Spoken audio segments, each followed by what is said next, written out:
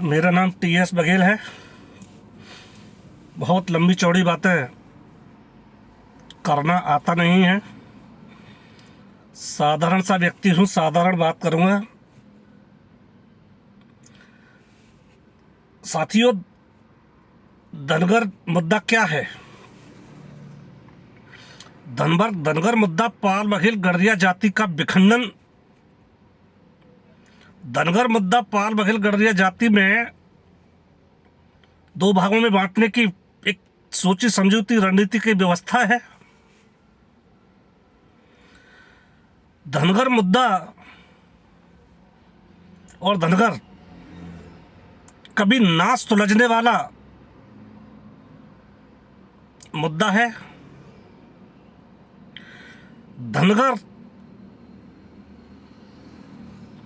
एक पत्थर से, या ये बोलूं कि धनगर सर से पत्थर फोड़ने वाली एक व्यवस्था है।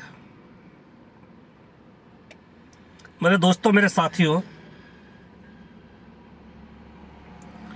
1950 के गजट में धनगर नहीं है। बहुत सारे लोगों का एक वक्तव्य मुझसे रहता है, सोशल मीडिया से लेके, फोन से लेके, कमेंट से लेके। मेरे साथियों, मैं हर व्यक्ति के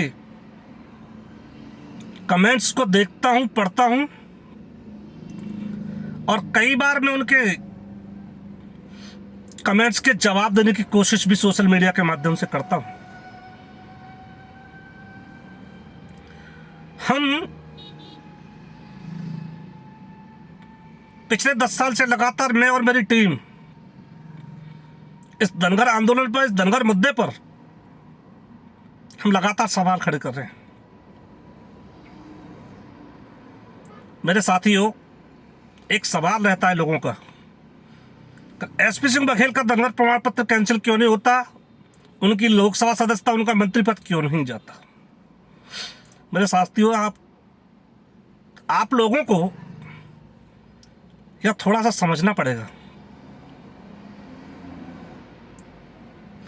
क्योंकि SP सिंह का मामला माननीय इलाहाबाद हाई कोर्ट में चल रहा है। पिछले 11-12 साल से लंबित है, आज तक चल रहा है। मैं ये कहता हूं तमाम लोगों को जो मुझसे ये सवाल पूछते हैं कि SP सिंह बघेल का सर्टिफिकेट कैंसिल क्यों नहीं होता, उनका मंत्री पद क्यों नहीं जाता, तो भाइयों, मैं आपको बता देता हूं, जिनका मामला कोर्ट में चल रहा है वो कोर्ट ही डिसाइड करेगा। हम और आप नहीं कर सकते। एक बात। दूसरी बात, मैं उनको ये भी पूछता हूं और कहता हूं कि अगर SP सिंह बघेल वास्तव में जेन्युइन हैं, धनगर जाति से हैं, तो केंद्र में सरकार उनकी है, केंद्रीय मंत्री हैं। उत्तर प्रदेश में सरकार उनकी है, उत्तर प्रदेश में भी वो कैबिनेट मिनिस्टर रहे हैं। दोस्तों, जिला प्रशासन, लेखपाल उनके अंडर में आता है, कानून गोह उनके अंडर में आता है, तहसीलदार उनके अंडर में आता है, SDM उनके अंडर में आता है, DM उनके अंडर में आता है, कमिश्नर उनके अंडर में आता है, और उत्तर प्रदेश की राज्य सरकार भी उन्हीं की है। तो क्यों SP सिंह बघेल अपने पक्ष में लेखपाल से रिपोर्ट नहीं लगवाता? क्यों तहसीलदार से अपने पक्ष में रिपोर्ट नहीं लगवाता? क्यों SP सिंह बघेल DM आगरा से अपनी रिपोर्ट लगवाता, और लगवा के अपने पक्ष में रिपोर्ट लगवा करके कोर्ट में दाखिल करे, और कोर्ट से अपने पक्ष में फैसला क्यों नहीं कराता? 12 साल हो गए लंबे कोर्ट में, माननीय इलाहाबाद हाई कोर्ट में।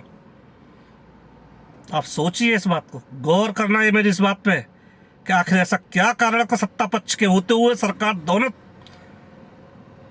जगह सरकार उन्हीं की है, और उसके बावजूद भी वो अपना SP सिंह बघेल अपने ही सर्टिफिकेट पे, धनगर सर्टिफिकेट पे, अपने ही पक्ष में फैसला नहीं करा पा रहा। तो इसका मतलब क्या है? आप लोग समझ रहे होंगे मेरी बात।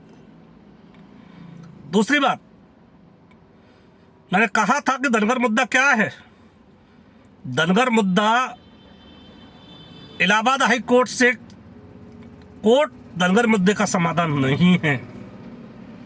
बहुत सारे लोग आपको तमाम ऑर्डर दिखाते हैं कि देखो इलाहाबाद हाईकोर्ट ने इसका ऑर्डर कर दिया, उसका ऑर्डर है। भैया, किसी को स्टे दे देना, किसी सर्टिफिकेट को यथावत स्थिति में बनाए रखना एक आखिरी समाधान नहीं है आपका। आप ये मत समझिए कि आप कोर्ट से वो केस जीत गए, वो आपको कुछ समय के लिए सहूलियत दे दी गई है, लेकिन जांच परख होने के बाद अंतिम फैसला कोर्ट लेगा, और वो अंतिम फैसला क्या होगा वो आप भी जानते हो। मेरे दोस्तों, मेरे साथियों, जैसा कि आज की स्थिति में देश में जो चल रहा है, आप लोग हालात देख रहे हैं। रामजी लाल सुमन जी ने राणा सांगा पे जो टिप्पणी की, उससे आप सहमत हो सकते, असहमत हो सकते, वो एक अलग विषय है।